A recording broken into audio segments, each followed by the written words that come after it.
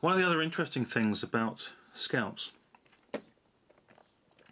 is that it was written, or co-written, on this occasion, excuse me, with Richard Harrison.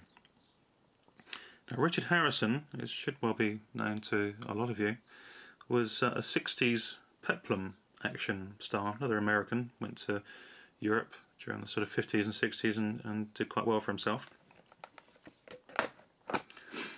And as I say, Richard Harrison made 70s action movies and 80s movies. In the 60s he was predominantly a peplum star, sort of sword and sandal, and he also made some spaghetti westerns, which is perhaps where, thinking back on his experiences during this period, that he was able to write the script for some spaghetti westerns himself, such as Scalps. Anyway, as I say, he was a big action star. Quite funnily, during the 80s he made films that were such as this, actually, Fireback. Lots of, again, focus on the big gun. That's not a big gun, that's an enormous gun. The style of these poster art is just absolutely fantastic. But Richard Harrison, as I say, perhaps mostly remembered during his period of not so great films, but they're certainly still highly entertaining. During the 80s, he made a lot of these action, revenge, jungle, explosive, Rambo type movies. Very, very entertaining. And also a lot of ninja movies. Although I think actually if you take the time to look on the IMDb, he probably realistically only made about 5 proper full ninja movies in which he starred in. And the rest of them were rehashed Godfrey Ho directed productions for IFD films in Hong Kong. And no kidding, he just rehashed him all the time. And as far as Richard Harrison was concerned, there was more inserts than a Linda Lovelace gag reel. I mean, it truly was just reused. I mean, credit to him. I mean, it's not the style of Bruno Mattei, but it's certainly a style that people like Thomas Tang copied. And they would take a Hong Kong movie and insert it with new action films with American stars, and put together a cut and paste job, as they were known. But they were still very, very entertaining films.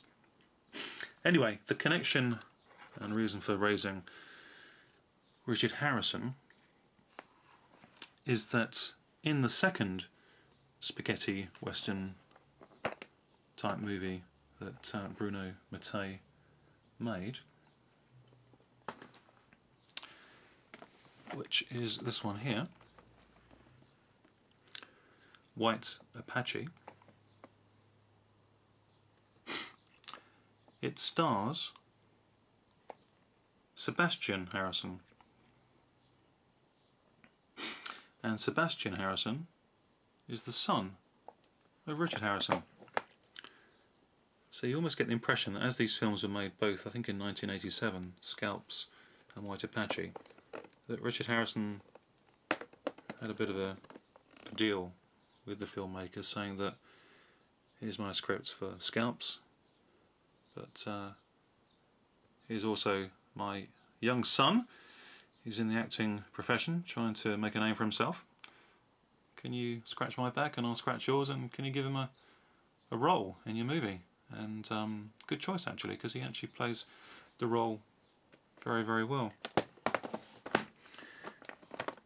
And White Apache basically is a not unfamiliar story of these type of movies, where Sebastian Harrison's character from a young child is raised by Indians, treated as one of their own, but then decides that when he's of age he wants to go back to his own people and see what that lifestyle and world is about. and of course there he's treated as an outcast, half-breed, and he comes up against all forms of bigotry and racism, and ends up going back to his family, true family, which is the Indians, when they're attacked brutally, beaten, raped by the white man. So he stands up against them, and we get a film much in the traditions of Soldier Blue, that's quite violent. But the more violent actually of the two is definitely Scalps. If any film is more in the nihilistic vibe of Soldier Blue, it definitely would be Scalps of the two movies.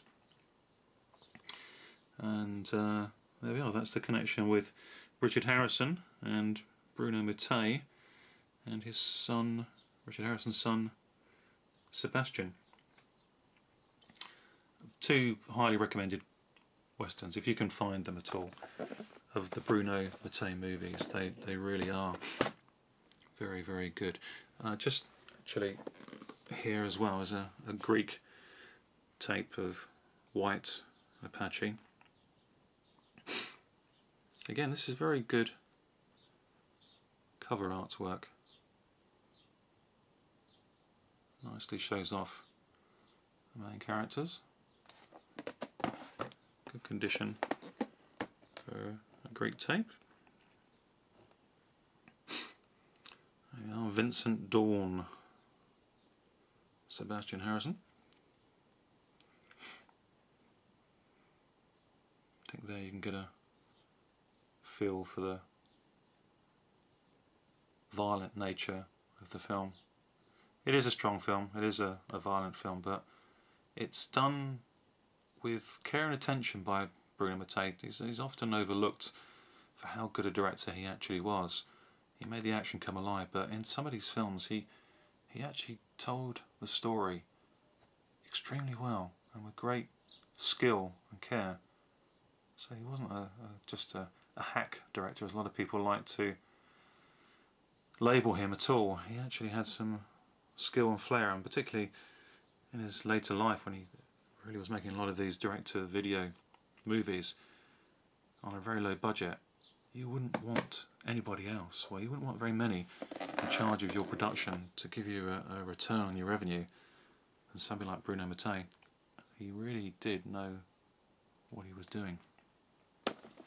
So there we are. There are the action movies and western movies of Bruno Mattei. Just very quickly, actually, while I'm doing a bit on Bruno Mattei, I also liked his horror movies. The last couple of movies he made were zombie movies, but before those particular zombie movies at the end of his career, one of my favourite horror films of all of his is Hell of the Living Dead. And here we have it on DVD. When the creeping dead devour the living flesh. The film is also known as Zombie Creeping Flesh, which for me is a better title. I mean, anything with zombie in it, but Zombie Creeping Flesh, I mean, that is just such a cool title for a film. So I prefer that title to Hell of the Living Dead, but getting this edition from Anchor Bay, fully uncut, it is such a glorious, gory horror movie. And this one's in wonderful widescreen, anamorphic friendly. So very, very happy to have this. I'm not worried about the title at all, as long as the movie's out on DVD. It's got a nice little insert with this one as well. Nice little booklet that comes with it. They eat the living. Well, they're not going to eat the dead, probably give them indigestion. If you've not seen this film, if you're a fan of zombie films and horror films and just all round good fun films, this is the one to get. The film, even under its title of Zombie Creeping Flesh in the UK, it lost about 10-15 minutes, and it lost the whole opening sequence, which was one of the best parts of the film. It's very much in the sort of Dawn of the Dead scenario, where you had a unit of crack assault commandos. I think it's in sort of South America, somewhere like that, and they go into a place where these zombies are rising up and just take them out. Weapons and bullets and headshots and gore galore, and it's just absolutely fabulous stuff all round. So that's one of my favourite horror movies of Bruno Mattei. Night of the Zombies, aka Zombie Creeping Flesh.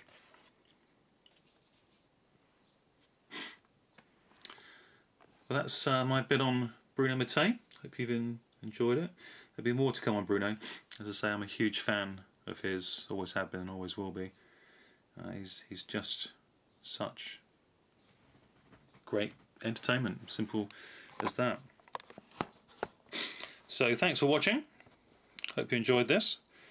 And Simon, there's one more shot for you. Robo War. I'm trying my best to try and get hold of a copy of it for you. I'll keep searching. There must be another one out there somewhere. And this copy of mine here is in such excellent condition. I'm really pleased and proud to have this in the collection. And I'll be looking after that for many years to come. Anyway, that closes today's Bruno Mattei piece. As I say, I hope you enjoyed it. Look out for more to come. Take care, and see you all hopefully again very soon. But thanks for watching. Be well, take care, see you soon. Thanks a lot. Bye bye.